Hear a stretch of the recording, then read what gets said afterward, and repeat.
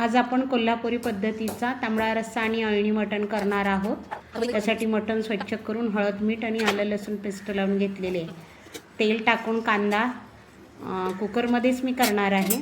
तर तेल गरम करायला ठेवलेलं आहे आणि आलं लसूण मॅग्नेट करून घेतलेलं आहे मटण. आणि त्याच्यानंतर कांदा परतून घ्यायचा. कांदा चांगला परतून घ्यायचा. कांदा पटकन शिजण्यासाठी त्याच्यामध्ये थोडंसं मीठ टाकायचं, म्हणजे कांदा पटकन शिजतो. आणि थोडा ब्राऊन होईपर्यंत कांदा भाजून घ्यायचा. वरचेवर हलवत राहायचं. कांदा भाजायला थोडा वेळ लागतो. तर आपला कांदा बघा थोडा ब्राऊन व्हायला लागलेला आहे. ब्राऊन झालेलं आहे. आता त्याच्यामध्ये मटण टाकायचं. मटणला 1-2-3 वेळा वाफ आणून द्यायची. झाकायचं, पुन्हा काढायचं. असं 1-2-3 मिनटं प्रोसेस करायची. चांगलं परतल्यानंतर हे करायचं, त्याला पाणी सुटायसाठी जरा थोडा वेळ झाकून ठेवायचं.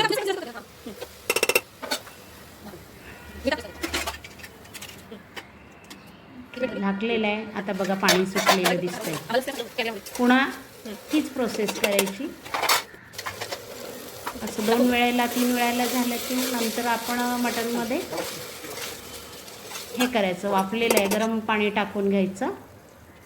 आपल्याला जेवढा रस्सा करायचा आहे त्या हिशोबानं आपण गरम पाणी टाकायचं, कारण मटणाला शक्यतो गरम पाणीच टाकायचं. थंड पाणी टाकायचं नाही, नाहीतर मटण शिजत नाही पटकन. चांगली उकळी आलेली आहे आणि आता आपण कुकर बंद करून घ्यायचा.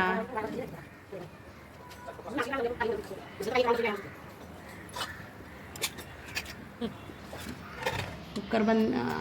आपलं मटण शिजलेलं आहे बघा छान. मटण शिजलं की नाही बघायसाठी ना 2-3 शिट्ट्या दिलेल्या आहेत मी. कडक फोड बघून ते पटकन तुटलं की मटण चांगलं शिजलं आहे म्हणायचं. आता मी सुक्कं करायला घेते. एका मसाल्यामध्येच आपण 3 प्रकारचं मटण करू शकतो. आपला वेळ वाचतो. त्यामुळं हे माझं मटण सुकं. मी कांदा माझा ब्राऊन झालेला आहे.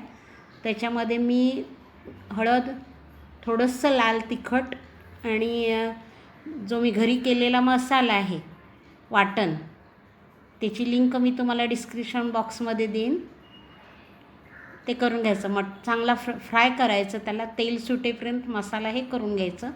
जरा वाटते थोडं करपते थोडं पाणी टाकून परत हे करायचं. त्याला तेल सुटलं पाहिजे आणि मग त्याच्यामध्ये मटण टाकून घ्यायचं.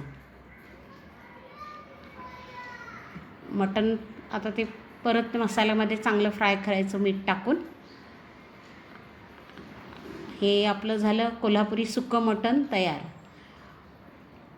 वरून कोथिंबीर हे करून भुरभुरून टाकायची. तयार. एक वाफ द्या, चांगली दणकून वाफ द्या त्याला. आता आपण कोल्हापुरी तिखट तांबडा रस्सा करायला घेऊ. थोडंसंच तेल टाकायचं. तेलाचा कमी वापर करायचा जास्तीत जास्त. तेच वाटण मी पुन्हा दुसऱ्या गोष्टीसाठी वापरलेलं आहे. आता ह्याच्यामध्ये मी तांबडा रस्सा बनवणार आहे. तीच प्रोसेस आहे, फक्त ह्याच्यामध्ये जरा लाल तिखट थोडंसं जास्त वापरायचं. कोल्हापुरीमध्ये तर तिखटाचा वापर थोडा जास्त असतो. रस्सा प्यायला खूप छान वाटतो गरम गरम. पावसाळ्यामध्ये सर्दी वगैरे येत नाही आणि बाहेर पाऊस पडत असताना आत असा रस्सा गरम गरम पिला की मस्त छान सर्दी पण निघून जाते. हे बघा माझा मसाला. हे बघा मी आता ह्याच्यात थोडंसं पाणी टाकणार आहे आणि त्याला तेल सुटेपर्यंत परतणार आहे. हे बघा कसं त्याला तेल सुटायला लागले दिसतंय ना. हां, छान तेलामध्ये फ्राय झालं आहे. तेल यायला लागले बघा मसाल्यातून थोडं थोडं वर. मसाला तेल सोडायला लागला आहे. हां, दिसते ना मसाला तेल सोडायला लागला. हां, मग आता यातला मी जो स्टॉक होता पूर्ण शिजलेला त्यातला अर्धा स्टॉक मी वतलेला आहे तिखट मटणासाठी. ज्यांच्या घरी म्हातारी माणसं, लहान मुलं असतात त्यांना एवढं तिखट चालत नाही ना, म्हणून अर्धा स्टॉक मी शिल्लक ठेवलेला आहे आणि हे केलेलं आहे. आता तुम्हाला जर वाटलं अजून ह्याच्यामध्ये पाणी पाहिजे तर तुम्ही थोडंसं पाणी ॲड करू शकता.